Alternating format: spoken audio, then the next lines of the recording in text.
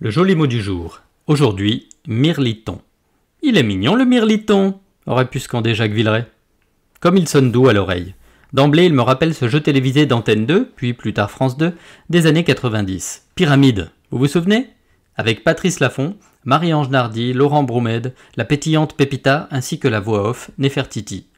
Les candidats devaient choisir entre deux listes de mots proposées par des personnes du public, désignées sous les douces appellations de mirliton et barge à bulles. Oh mais non, j'ai encore tout faux, ce n'était pas mirliton, mais mironton. Oui, mironton, qui signifie en argot un homme quelconque, un individu d'allure cocasse. Vous savez, comme dans la chanson Malbrook s'en va en guerre.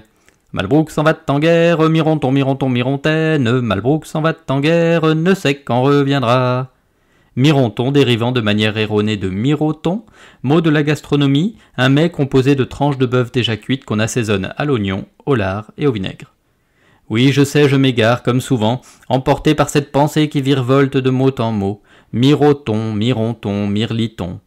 En même temps, on a l'impression que ce mot-là veut tout et rien dire. Allez, revenons à nos moutons. Pardon, à nos mirlitons. Kezako, vous êtes prêts?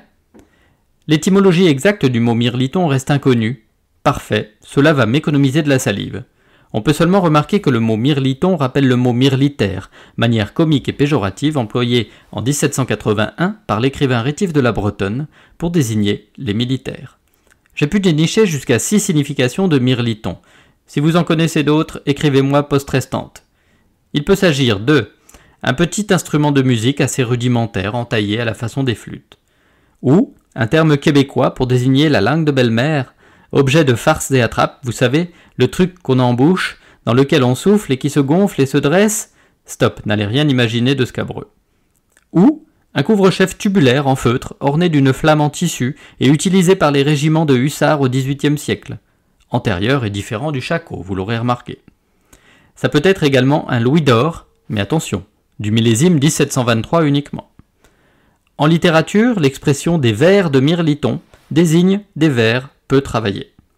Enfin, un mirliton peut aussi être un signal d'avertissement ferroviaire français. Ces panonceaux verticaux blancs striés de 1, 2 ou 3 diagonales noires qu'on aperçoit le long des voies. Ouf, voilà, on en voit le bout.